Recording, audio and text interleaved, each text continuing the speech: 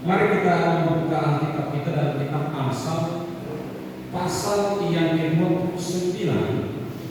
Amsal 29 ayat yang ke-18. Mari kita baca bersama-sama Amsal 29 ayat 18. Satu ayat saja untuk kita pagi ini. Mari kita baca bersama-sama Amsal 29 ayat 18. 1, 2, ya. Bila tidak ada wahyu, menjadi liarlah rakyat. Berbahagia orang yang berpegang pada hukum. Sekali lagi, bila tidak ada wahyu, menjadi liarlah rakyat. Berbahagia orang yang berpegang pada hukum. Saya ingin baca dalam beberapa terjemahan yang lain. Misalnya firman Allah yang hidup. Dia katakan ini, apabila tidak ada pengenalan akan Allah, maka orang akan menjadi liar dan menuju kebinasaan. Tetapi berbahagialah suatu bangsa yang mengenal dan memegang hukum-hukumnya. Ini dalam terjemahan firman Allah yang hidup. Satu lagi terjemahan yang lain. Di dalam bahasa Indonesia masa kini, apa yang dikatakan di sana? Ayat 18. Bangsa yang tidak mendapat bimbingan dari Tuhan menjadi bangsa yang penuh kekacauan. Berbahagialah orang yang taat kepada hukum Tuhan. Ini 3 versi bacaan dengan maksud yang sama. Di dalam bahasa Indonesia masa kini terjemahan bilang begini. Bangsa yang Bapak Ibu sudah di layar, apa perbedaannya? Ini dalam TB 1, TB 2 juga sama. Terjemahan bahasa Indonesia 1 yang kurang juga sama. Nah, ini saya baca ini dalam bahasa Indonesia masa kini. Bapak Ibu bisa membandingkan dengan yang lain. Bangsa yang tidak mendapat bimbingan dari Tuhan menjadi bangsa yang penuh kekacauan. Berbahagialah orang yang taat kepada hukum. Jadi kita taat di dalam firman Allah yang hidup. Bapak Ibu lihat, apabila tidak ada pengenalan akan Allah, ayo kita katakan bila tidak ada wahyu. Wahyu. Di dalam firman Allah yang hidup katakan, bila tidak ada pengenalan akan Allah, maka orang akan menjadi liar dan menuju kebinasaan. Tetapi berbahagialah suatu bangsa yang mengenal dan memegang hukum. Bapak Ibu yang dikasih Tuhan, tema kita pagi ini adalah firman Allah penuntun kehidupan. Firman Allah penuntun kehidupan. Bapak Ibu yang dikasih Tuhan, kita hidup di zaman yang penuh dengan informasi. Kita sedang ada di zaman di mana semua kemudahan menjadi konsumsi kita. Sekarang kita hidup di zaman yang serba mudah, serba instan. Segala sesuatu didapatkan dengan begitu mudah. Saudara perlu makanan, tidak bisa dari rumah makanan datang. Saudara pergi kemana-mana dari handphone saudara, tinggal beli tiket pergi. Tempatnya di mana saudara sudah tahu, tempatnya begini, kamarnya begini, situasinya seperti ini. Dari jauh Bapak Ibu belum ke sana, Bapak Ibu sudah tahu. Bapak Ibu dan saya belum ke Malaysia, belum ke Singapura, atau belum ke Thailand, kita dengan kemajuan sekarang kita sudah tahu tempatnya seperti ini. Inilah situasi kita. Di mana kita sekarang hidup di zaman kemudahan. Mudah informasi, mudah teknologi, kita mudah mengakses apa saja. Bapak Ibu membaca buku apa saja, tinggal ketik namanya, judulnya muncul. Bapak Ibu ingin masak apa, tidak mau masak apa, ketik resepnya keluar. Artinya apa? Kita memang sedang ada di zaman yang begitu mudah informasi, mudah mengakses segala sesuatu. Namun di saat yang sama, Bapak Ibu, dunia ini tetap ada dalam kekacauan. Semua mudah diakses, semua mudah didapatkan, tetapi dunia ini masih saja tetap ada dalam kekacauan. Seharusnya dengan mudahnya informasi, mudahnya apa saja, itu membuat kita makin jauh lebih baik. Tetapi realitanya adalah dunia ini terus kacau, manusia tambah kacau dan mengapa keluarga hancur? Kenapa moral menjadi merosot? Mengapa orang Kristen kehilangan arah? Padahal semua mudah akses, mudah informasi. Jawabannya adalah ayat Alkitab. Semua terbuka, semua mudah didapatkan. Tapi kenapa moral makin rusak? Moral terus merosot. Keluarga makin kacau. Situasi di sekitar tidak aman. Jawabannya ayat yang kita baca. Perhatikan ayat yang kita baca.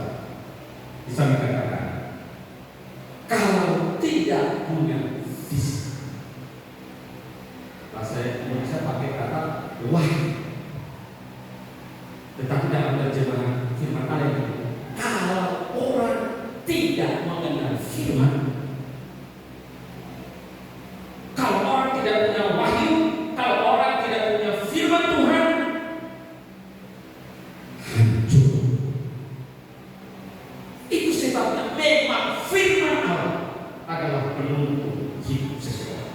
Kalau mau hidupnya baik, maka memang harus terelakan dituntun oleh firman. Kalau engkau mau dituntun oleh dunia yang kemajuan, berapa waktu lalu kami sering-sering ada teman-teman yang main kripto. Tahu apa kripto? Saham. Main kripto, main saham. Ada yang hilang 20 juta, ada yang 40 juta. Waktu dia taruh duit, dia bilang pulang nggak ada duit, tapi kehilangan duit dia cerita bahwa dia kehilangan duit. Main saham, main kripto, Bitcoin. Kalau taruh 1 juta, dan hari dapat 100 juta, dia dapat setiap hari. Gak puas, tambah 2 juta, 200 ribu. Sampai dia dapat 1 hari 200 ribu, gak puas. Tambah. Begitu duitnya masuk 200 juta. 3 hari kemudian gak bisa ditahan. Bahwa kita ada di zaman kemudahan. Kita ada di zaman di mana semua akses begitu.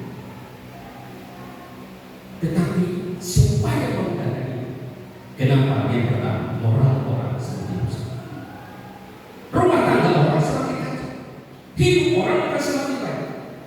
Apa masalahnya? Masalahnya air. Karena tidak dipimpin oleh saudara yang dikasih Tuhan. Ayat yang kita baca katakan, jika tidak ada wahyu, jika tidak ada visi, jika tidak ada firman Tuhan, maka menjadi liar orang, menjadi kacau orang tersebut. Bagian ini ditulis oleh Salomo. Bapak Ibu lihat, Salomo adalah seorang raja yang sangat kaya, penuh dengan kebijaksanaan. Bahkan Alkitab mencatat tidak ada orang yang punya hikmat seperti Salomo. Hikmatnya luar biasa. Di dalam memiliki semua kekayaan yang ada, ia masih menulis, jika tidak ada wahyu, jika tidak ada firman, lihatlah, kacau, hancurlah sebuah keluarga. Bapak Ibu yang dikasih Tuhan, itu sebab dari yang ada katakan, berbahagia orang yang berpegang kepada hukum, berpegang kepada firman. Nah, hari ini kita akan belajar tentang 3 hal. Yang pertama, tanpa wahyu Allah, manusia kehilangan mereka.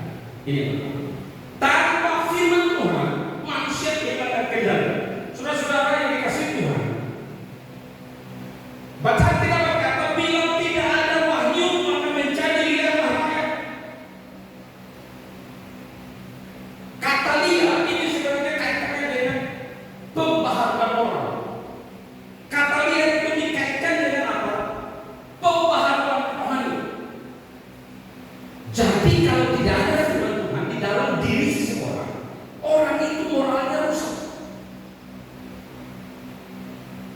Kenapa orang tidak berusaha? Karena yang dia lakukan adalah hanya untuk dirinya. Semuanya egois untuk diri, tetapi tidak ada kepentingan untuk orang lain. Sedangkan kita hidup di dunia, kita tidak bisa hidup untuk diri sendiri. Berapa waktu lalu saya pernah sampaikan di sini, di mimbar, banyak orang di zaman sekarang, aku lah, kamu lah, gak usah ngurusin hidup. Hidupmu urusin, gak usah urus hidup. Orang seperti ini saya bilang, dia yang ngurusin dirinya sendiri. Kalau dia mati, dia mati sendiri. Dia menguburkan dirinya sendiri. Dia bawa mayatnya sendiri ke kuburan. Dia menguburkan sendiri. Orang yang boleh begitu. Biar dia mati sendiri, dia menguburkan dirinya sendiri dan bikin dirinya sendiri. Dia memakamkan dirinya sendiri. Ini orang yang begitu. Kalau saudara ketemu yang orang yang harus urus hidupku, bilang sama dia, biar aku mati sendiri, kau urusin diri sendiri. Kita ini perlu orang lain. Kita tidak bisa hidup sendiri. Maka jelas firman berkatakan, jika tidak ada firman maka liar. Maksud kata liar itu moralnya baru menjadi rusak. Indonesia ini kekurangan orang pintar atau kelebihan orang pintar? Boleh jawab. Indonesia ini kekurangan orang pintar atau kelebihan orang pintar? Saking banyaknya sampai yang salah bisa benar, yang benar bisa salah. Tapi yang menjadi masalah di bangsa kita adalah moral. Orang berpendidikan tinggi tapi tidak punya moral. Kenapa tidak punya moral? Karena tidak mau dituntut oleh. Maka seringkali kita ketemu, ini gelarnya profesor, gelarnya tinggi sekali, tapi kok akhlaknya kok rusak ya? Apa yang salah? Moral. Kenapa moralnya? Karena tidak dituntun oleh firman Tuhan. Maka tanpa wahyu Allah, tanpa firman Allah, manusia kehilangan. Sewaktu saudara mati, yang menguasai saudara siapa? Iblis, bukan Tuhan, bukan firman Tuhan. Jadi dia yang sudah 10-20 tahun lalu diuji lagi, sudah berlalunya diuji lagi. Ini kalau bukan firman Tuhan, bukan firman Tuhan, udah diampuni ya sudah, nggak usah diingat lagi. Udah nggak berbekas lagi, nggak usah gitu. Ini berarti tidak kita betul firman. Maka ayat ini sederhana kelihatannya, tapi sangat. Bila tidak ada firman Tuhan, liar. Jadi coba koreksi ini. Kenapa aku selalu marah-marah, aku pakai emosi? Yang ada dalam yang mimpiku siapa sebenarnya? Firman aku sih. Kenapa dikit-dikit keluar cakap kotor? Apa sebenarnya yang dimimpi? Wahyu Allah, firman Allah, atau yang mana? Itu sebabnya Bapak Ibu penting untuk mau relakan hidup kita untuk dipimpin oleh firman. Ini banyak jalan.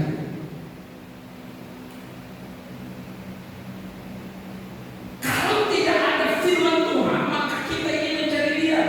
Kita hidup menurut keinginan kita sendiri. Ingat manusia jatuh dalam dosa aja kan Hawa. Ikut keinginan Tuhan untuk keinginan sendiri. Tuhan bilang ini nggak boleh, diraba pun jangan. Tapi kata manusia itu keinginan,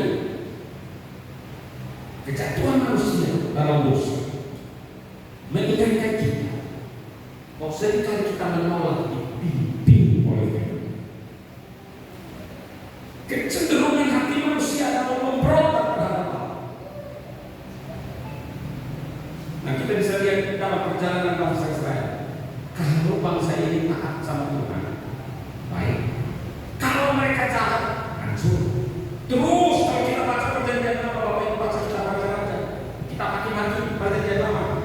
Semuanya bercerita ini. Kalau raja ini baik, raja ini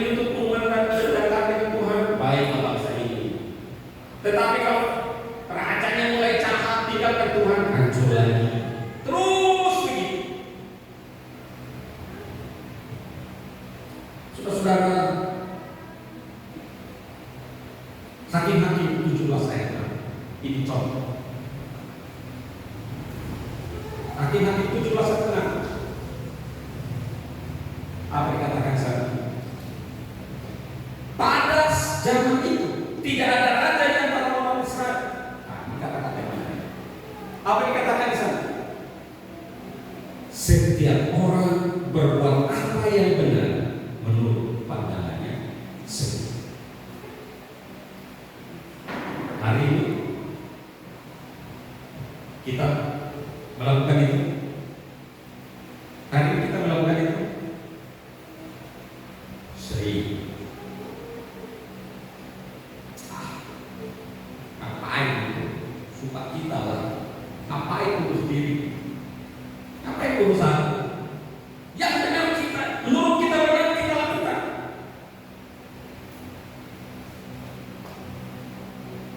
Ini sedang menggambarkan orang-orang yang hidupnya tidak dituntun oleh Tuhan. Zaman kita juga sekarang begini. Yang penting saya bahagia. Tak boleh ada yang menghakimi saya, tak boleh ada yang menuntut saya. Dan sekarang kebenaran itu belok. Ini nggak apa-apa, saya nggak usah ngomong, tapi saya ngomong. Coba lihat sekarang yang ini logika. Ini logika.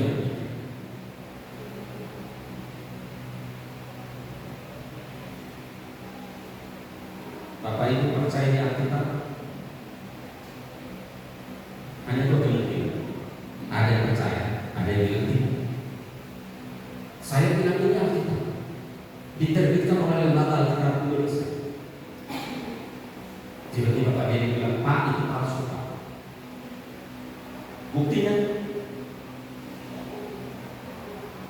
palsu Pak. Saya bilang ini asli. Diterbitkan apa lain? Nggak percaya cek aja kan? Orang cek aja betul Bapak cek aja. Tapi Bapak tetap nggak percaya. Bahwa itu bukan dasar. Orang sekarang percaya kalau ada pembuktian, buktinya valid. Benar validnya siapa itu? Hukum atau diri? Diri. Itu sebabnya bangsa kita rusak. Oleh karena menurut dia benar, menurut saya benar. Semua menurut saya. Kita hakim-hakim katakan semua orang berbuat karena menurut dia benar.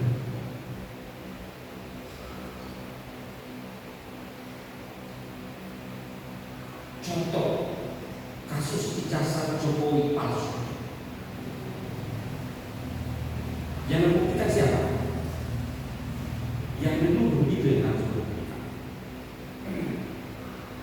Bukan yang dituduh membuktikan. Dasarnya ini logika berpikir. Kita ada di zaman sekarang di mana hidup manusia tidak dituntun lagi oleh kebenaran, tapi dituntun oleh dirinya. Menurut aku apa yang benar itu yang dituntun. Sadar tidak taat itu yang sering kita lakukan. Kenapa ini dunia ini dijadikan di awal pembukaan dunia ini? Kita ada di zaman kemudahan, semua diakses dengan mudah. Tapi kenapa orang-orang begitu? Karena tidak pernah mau membuka hati dicerahkan oleh Tuhan. Ketika manusia menjadi kurang kebenaran, maka masyarakat pasti kehilangan arah. Jadi jangan ikuti orang yang berkata benar itu.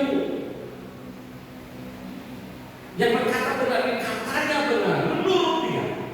Ada nggak buktinya? Validnya di dalam hukum benarnya. Standar kita kalau iman Kristen bicara kebenaran kita kan ini.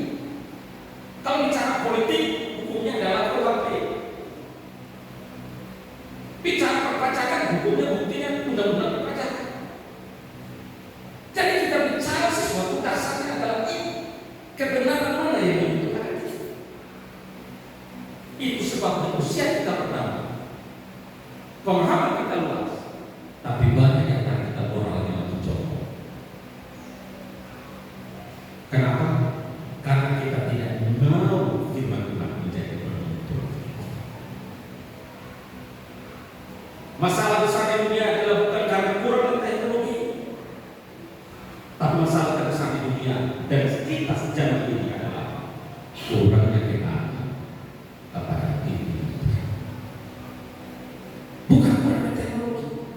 Kalau saya tanya, saya telepon saya dari Pulau Rote, Pulau paling selatan Indonesia.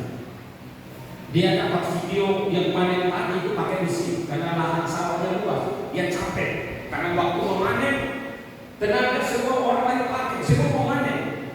Dia telepon saya, dia kirim video, bisa nggak carikan saya mesin yang ini. Saya lihat di Indonesia ada banyak di Medan. Oh ya, saya dengan ibu berbicara, mana lagi mesin pemotong padi? Dapatlah kami di Jalan Simalungun, langsung ke gudangnya.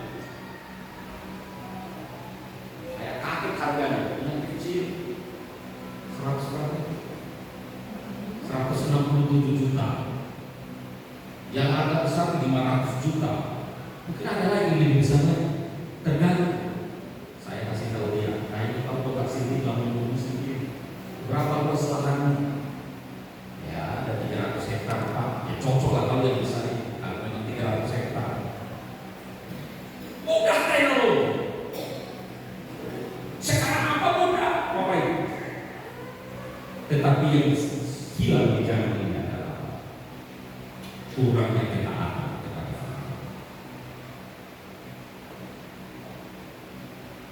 Siapa yang masih ingat bahan konser kita minggu lalu? Bicara tentang apa? Bicara tentang apa? Bahan konser minggu lalu? Nggak ada yang konser?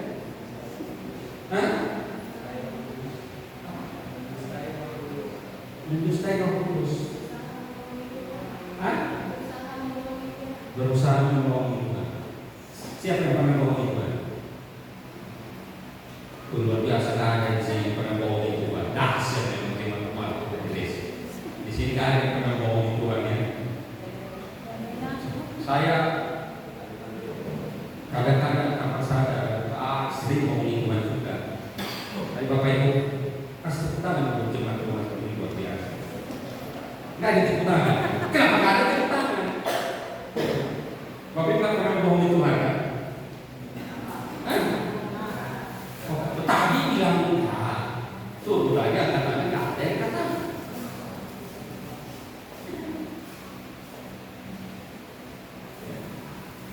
Pasti pernah membohongi Tuhan kan? Sering. Emang ada kata-kata sering lagi.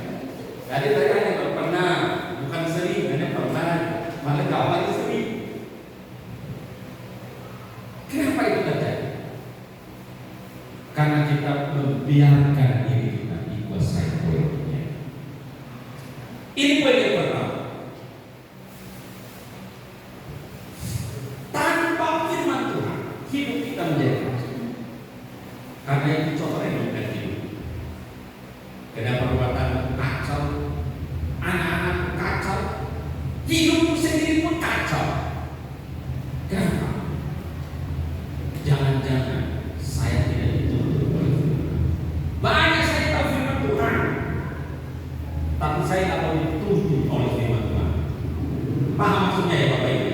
Tahu firman Tuhan, tapi tidak mau dituntut oleh firman Tuhan. Tidak mau taat kepada Tuhan. Tahu tentang Tuhan pun semua orang boleh simpan sakit hati harus mengampuni. Tapi faktanya ya Tuhan, tapi yang ini jangan. Ya aku tahu Tuhan, tapi yang ini tidak bisa terang. Berarti tidak taat. Yang kedua, bagian B, berbahagialah orang yang berpegang pada hukum. Jadi Salomo menunjukkan masalah, tapi ia juga memberikan jalan keluar. Masalahnya apa? Kalau tidak ada firman maka lihat. Tapi di saat yang sama Salomo juga memberikan jalan keluar. Jalan keluar terhadap itu tadi adalah apa? Ya harus taat melakukan firman, taat melakukan hukum, taat melakukan aturan. Dengan baik-baik. Alkitab kita ini bukan sekedar aturan-aturan. Alkitab ini bukan hanya sekedar pernyataan tentang karakter Allah.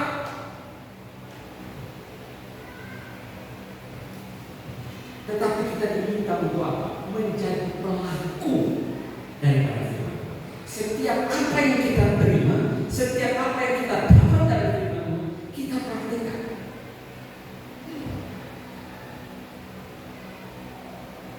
Bukan untuk memperkaya pengetahuan kita, tahu sebuah firman. Kita tahu, kita praktekkan, kita tahu, kita lakukan. Itu maksud. Maka ada banyak kejanggalan dalam hidup ini. Tanya semua tahu, tapi begitu melakukan nol. Ayo ke gereja, ayo ke gereja. Papa, nanti kau aja ke gereja. Tahu dia, tapi dia nggak datang ke gereja. Dia suruh ayo dia datang.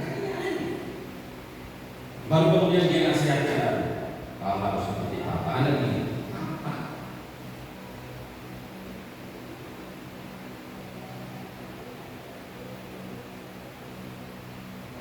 Tahu firman, lakukan.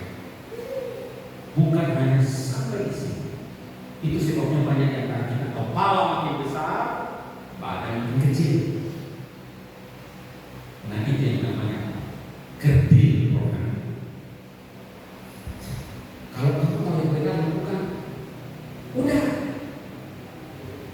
Tadi malam saya ngobrol sama yang kembali.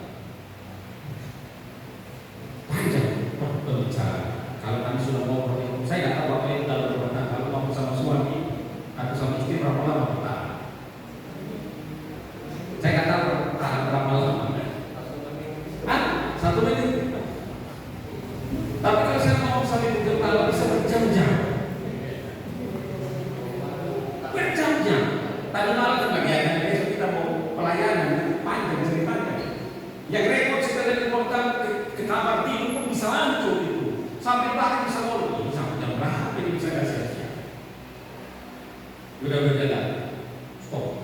Nanti kita lain waktu bersama-sama. Kami bahas tentang kenapa. Ini kata kenapa. Ini kalau sudah kenapa kan penjelasan. Kenapa begini? Kenapa orang tidak melakukan ini? Saya bilang itu ada pilihan. Pilihan kepada dia melakukan atau tidak. Kita maunya dia lakukan, tapi kalau dia tidak mau, pertanyaan saya, kenapa dia tidak mau? Apa dia tidak tahu? Betul. Kalau dia tahu, kenapa dia tidak melakukan? Pilihan lagi. Kenapa dia tidak melakukan? Tapi kan dia harus kasih protes. Protes yang mana? Panjang bicara. Kita suruh orang cuci piring, ya bisa besok pagi baru cuci. Kita kata kalau pada satu, apa cara kerja? Rupanya karena terkuda karena cek sama kawan. Saya kan asik sekali dia lupa, padahal kita janji. Jadi ada banyak hal sebenarnya. Karena itu melalui mimbar yang saya sampaikan, Bapak Ibu mungkin di bulan 9 ada khusus pasutri suami istri. Kita akan inap semalam di rumah. Kita mau belajar tentang keluarga. Satu hari saja. Suami istri gak boleh ikut anak. Memang khusus pasutri. Kita mau melihat bagaimana sih hidup kita. Apa sih yang menjadi masalah? Kenapa kita ngobrolnya cuma bertahan setengah detik?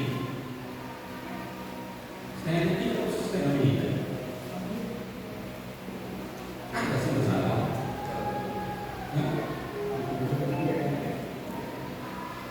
Baik Bapak Ibu sudah menikah ya.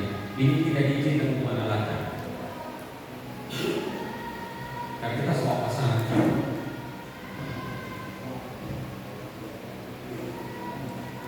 Ini penting.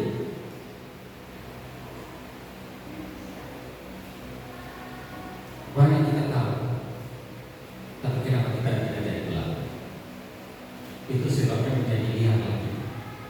Kita menjadi lihat karena kita terbentuk produktif. Bapak Ibu, mari kita baca sama-sama Mazmur 19 ayat 8 sampai 10. Mazmur 19 ayat 8 sampai 10. Bisa ditampilkan?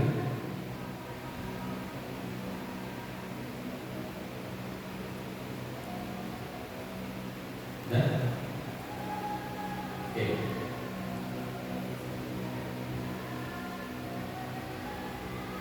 Mari kita baca sama-sama. 1, 2, ya. Mana suaranya? Oh, ini sama dengan kita? Beda. Setahu saya kita beda. Jadi kita beda. Itu berarti di situ ayat 7, ayat 6. Ayat sebelumnya 9 kan? Berarti di situ 8 atau di bawah. Kenapa ada jumlah? Sebelum ayat 9. Dan paham maksud saya yang diterangkan? Kenapa naik? Dan berapa? Bukan yang ini. Satu lagi. Berarti ayat 7. Jadi kita dan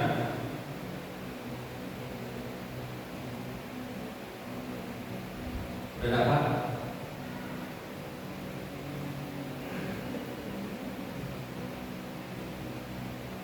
Oke, perhatikan ya. Mari kita baca sama-sama. 1, 2 ayat. Taurat Tuhan itu sempurna, menyegarkan jiwa. Peraturan Tuhan itu teguh, memberikan hikmat kepada orang yang tak berpengalaman. Selanjutnya, titah Tuhan itu tepat, menundukkan hati. Perintah Tuhan itu murni, membuat kita percaya. Terus, takut akan Tuhan itu suci, tetap ada untuk selamanya. Hukum-hukum Tuhan yang benar ada semuanya. oke, turunkan mulai ayat 7 tadi. Saya ingin kita lihat sama-sama. Yang pertama, firman Tuhan itu sempurna, nggak perlu ditambah, nggak perlu dikurangi, sudah sempurna. Jadi jangan tambah-tambahin, jangan kurang-kurangi. Misalnya menambah-nambah itu begini, firman Tuhan bilang apa? Mengampuni. Tapi kita bilang tapi, itu namanya nambah-nambahin. Firman Tuhan bilang apa? Mengampuni. Tapi kita bilang apa? Tapi itu nambah-nambahin. Firman Tuhan itu apa? Sempurna. Ya. Gak ada lagi yang lain. Gak usah ditambahin, gak usah dikurangi. Udah pasti. Jadi gak ada pilihan. Oh, ini boleh, ini tidak boleh. Ini cocok sama aku, ini cocok sama dia. Gak ada itu. Sempurna. Yang kedua apa? Menyegarkan jiwa. Siapa yang suka sini? Ya, jiwa tenang. Kita ke Prastagi, kita jalan kaca itu, nanti kita ke Tongki, nanti kita ke mana, supaya jiwa lega. Setelah pulang pusing lagi kan? Ya, setelah itu pusing lagi kan? Sampai situ heboh, indahnya ciptaan Tuhan, tenang. Sampai rumah kedua kita kan, ya lagi sekian, udah over budget, pusing lagi, jiwanya nggak tenang lagi. Yang menyegarkan jiwa itu firman Tuhan, membuat kau tenang, lega, plong. Firman Tuhan dengan baik, yang sempurna itu firman Tuhan, nggak usah ditambahin, nggak usah dikurangi. Yang menyegarkan jiwa siapa? Ya Tuhan, firman Tuhan. Apalagi peraturan Tuhan itu apa? Teguh, gak mencret-mencret, bukan sesuai dengan kemampuan, sesuai dengan keinginan. Untuk semua orang, standarnya baku firman Tuhan.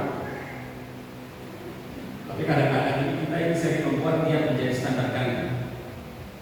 Orang saya ini firman itu cocok samamu, karena tadi kan kamu baru berantem sama suamimu kan.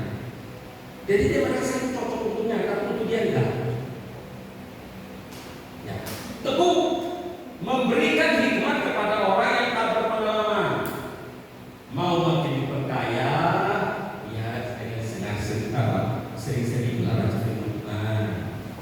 Mau tambah hitungan dulu, baca firman Tuhan. Jangan politik yang kau perbanyak. Ini seru kalau bapak-bapak itu kalau mengumpulkan ngomongin politik kan seru. Sampai serunya foto-foto kan. Iya kan? Jadi kalau bapak-bapak saya tahu ngomongin itu. Tapi seru karena mengasah wawasan. Tapi di saat yang sama itu membuat kita bertambah hikmah. Amin ya bapak-bapak. Bukan buat kita tambah hikmah, membuat kepala kita tambah besar. Di semua orang kita salah besar.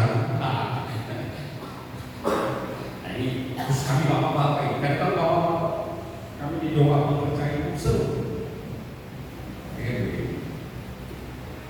Mau tambah hikmah? Firman Tuhan solusinya. Lanjut apa lagi? Ayat yang berapa? Baca. Sebelumnya tidak selesai.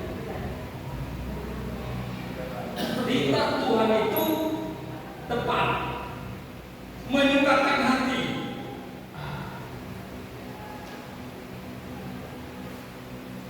Berapa banyak kita yang senang baca firman Tuhan? Maunya hidupnya baik-baik, tapi malas baca firman Tuhan. Gimana mau baik? Yang terakhir apa? Menerangi mata. Ada ngantuk. Kenapa ngantuk? Nonton bola tadi pagi. Maksudnya menerangi mata itu, ya tahu ini benar ini salah. Bisa langsung tahu membedakan ini tidak benar. Waktu kawan menawarkan sesuatu pekerjaan, kayaknya ini bohong, kayaknya dia menipu saya. Itu firman Tuhan. Ini tak benar. Atau waktu dia cerita, kayaknya dia ngarang cerita. Bohong. Tak benar. Kayaknya pelayan victim. Kita tahu karena firman Tuhan membuat mata percaya, membuat mata batin kita sadar ini benar ini. Jadi kita bukan ada di area abu-abu. Jelas. Lanjut dibagi. Baik lagi dibagi kalau ayat.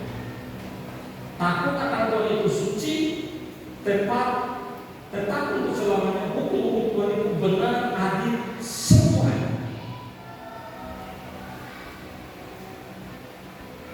Jadi Bapak Ibu, firman Tuhan adalah penuntun. Yang menuntun kita, moral kita menjaga, hidup kita menjaga, itu adalah Tuhan. Karena itu Bapak Ibu, penting. Puncak yang ketiga yang terakhir, puncak daripada firman Tuhan itu adalah hadirnya Kristus. Ini penting. Puncak daripada hadirnya wahyu itu, hadirnya firman Tuhan adalah datangnya Yesus. Maka Bapak Ibu, ini poin yang penting. Yesus adalah firman Allah yang hidup ini. Maka beriman sungguh, percaya sungguh-sungguh kepada Yesus. Injil Yohanes katakan, pada mulanya adalah firman. Firman itu bersama-sama dengan Allah, dan firman itu adalah Allah. Yesus sudah datang, wahyu firman itu sudah datang, itu Yesus. Jadi kalau Yesus sudah datang, jangan sia-siakan, percaya sungguh-sungguh. Jangan jual Yesus untuk segala kenikmatan dunia.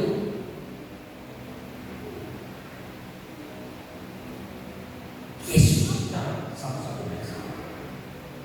Saya mengenalkan Bapak Ibu, kalau Bapak Ibu sungguh percaya kepada Yesus, ambil keputusan sungguh-sungguh percaya Yesus. Karena engkau tidak akan selamatkan. Bukan lamanya engkau beribadah, bukan lamanya engkau jadi orang Kristen. Mungkin nenek moyangmu, ayahmu, ibumu, mungkin kakekmu, mungkin opumu. Kalau di orang timur bilang bayinya, sedangkan kata bayi bahasa itu bahaya. Lalu itu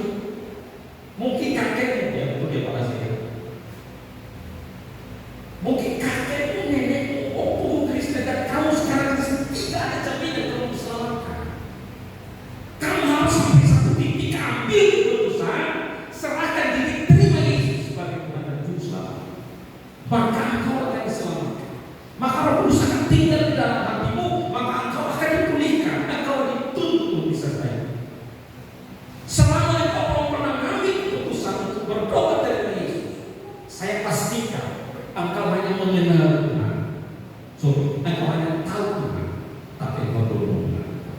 Makanya heran, tiba-tiba korupsi, tiba-tiba buat kejahatan, karena ada Kristus ada dalam. Saya punya kesaksian tapi ini kasar. Waktu saya ada aja, saya pernah saksikan. Saya tidur di rumah dengan uang 13 miliar. Di saat yang sama saya menikah, saya ada duit.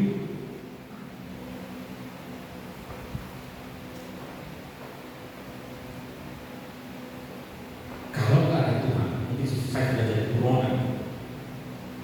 Karena cuma saya, adik tahu cuma saya di rumah ini. Saya mau kemana kan nggak ada. Bos saya kan di Amerika, dia nggak tahu. Tapi kalau ada Yesus di dalam, kita lihat nanti ini bukan bagian. Maka saya bilang kepada Bapak ini, pagi ambil keputusan untuk saya Yesus. Karena dia itulah wahyu, dia itu adalah visi, dia adalah firman yang telah datang menjadi manusia untuk memulihkan hidup yang hidup. Ambil keputusan sungguh percaya kepada dia. Jangan ragu. Itu sebabnya gereja itu banyak bergeser arah. Coba perhatikan Bapak gereja kita zaman sekarang. Bukan hanya gedung dan kita. Gereja sekarang penuh dengan lampu-lampu diskotik. Saya bukan hanya. Tapi tujuannya apa? Tujuannya apa? Menyeramkan, membuat seram, membuat horor, membuat berdiri. Orang pikir itu hadirnya Roh Kudus. Mati segala tinggal sholat, merinding, soal sistem dahsyat. Ini Roh Kudus datang. Kenapa kita Roh Kudus datang dengan begini? Ada gereja sekarang ada salib di depan. Bapak pernah lihat banyak. Banyak itu gereja ada salibnya lagi. Kalau salibnya di samping, banyak itu. Kita sekarang ada di zaman di mana gereja bukan mengajar tentang kebenaran, tapi mengejar tentang hiburan. Itu yang terjadi sekarang. Gereja itu menghadirkan entertain, musiknya oke keren, wirenya jago, jemaat itu, jemaat jadi penonton. Ini apakah gereja ini? Tidak. Ini gereja banyak bergeser. Kita lebih senang dilayani, tapi kita tidak melayani. Ini gereja. Maka kita harus menjadi pelayan. Kita harus melayani. Itu gereja yang sehat. Ini gereja itu. Gereja sekarang yang belajar hiburan. Gereja penuh dengan aktivitas. Ini saya juga bantu. Saya selalu melihatkan diri saya. Programnya ini. Masalahnya di dalamnya ada pengajaran tentang firman Tuhan. Kita perlu dibahas, kita perlu TV. Tapi ini fungsinya untuk apa? Hanya sekedar tampilanku? Tidak. Harus mengajar. Suatu hari saya pernah ditanya oleh seseorang, Pak, Bapak sudah ambil S2, kenapa nggak ngajar di tempat lain? Saya mengajar di gereja, saya mengajar Bapak tadi.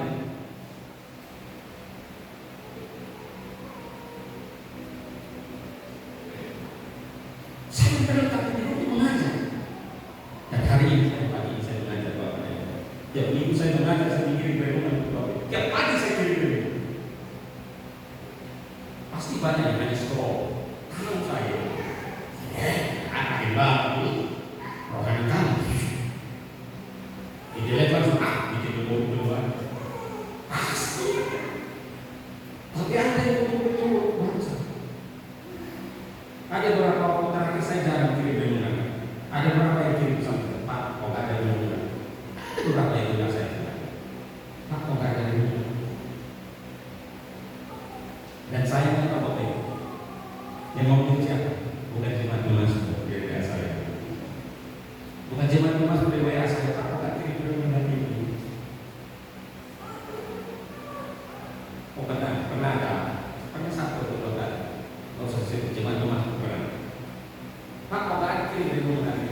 saya paling banyak dapat WA dari lo penjelasan Mas. Apa perlu kirim dari mengenai saya tunggu dulu Pak.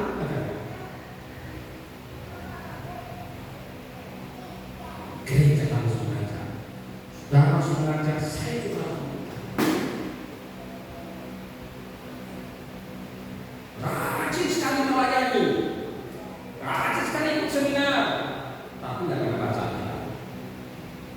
Jadi pelayan-pelayan ya kalau di sini jauh kali, tapi nggak pernah baca firman Tuhan.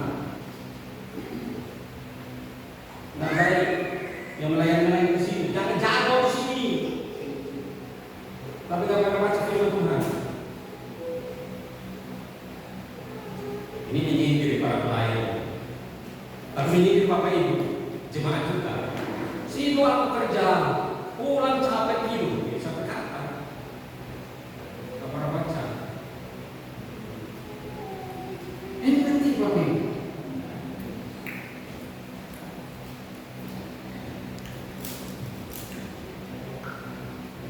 Amsal 29 ayat 18 mengingatkan kita, gereja Tuhan karena firman. Gereja Tuhan. Ingat, program gereja itu penting, musik penting, pelayanan sosial penting, tetapi semua harus dibangun atas firman. Waktu engkau memainkan musik, apakah hatimu kepada Tuhan? Jadi engkau menikmati.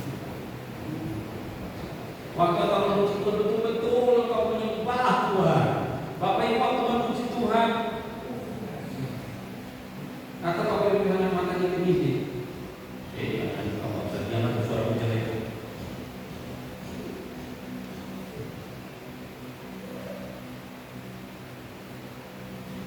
Tapi itu masuk ya, amin.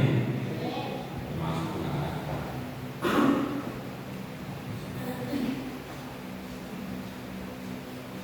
Segala sesuatunya harus dibangun. Ada seorang tokoh reformasi bernama Martin Luther berkata, firman Allah melakukan segala sesuatu. Ini Martin Luther, tokoh reformasi. Dia katakan firman Allah mengerjakan semua, mengerjakan segala sesuatu. Saya sampai di akhir dari renungan kita.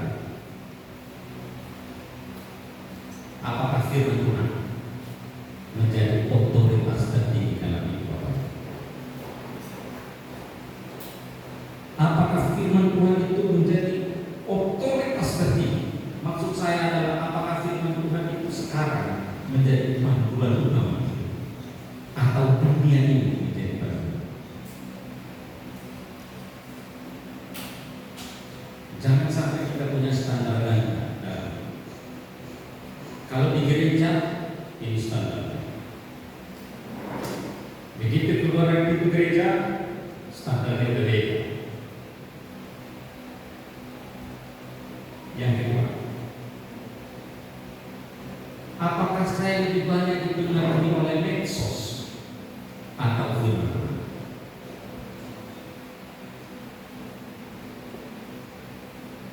Apakah saya lebih banyak dipengaruhi medsos daripada firman? Yang ketiga, apakah keluarga saya dibangun atas firman Tuhan? Renungkan saya, apakah keluarga saya bahkan saya dibangun atas firman Tuhan?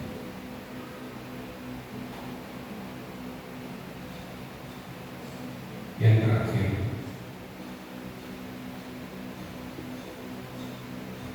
apakah gereja kita ini secara gedung, secara lebar, tetapi kita yang adalah gereja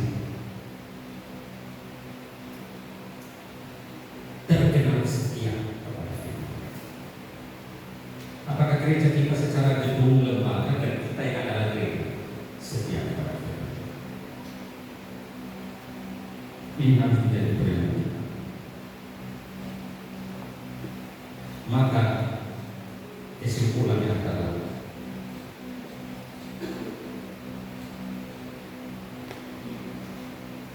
hidup tanpa firman Tuhan nampak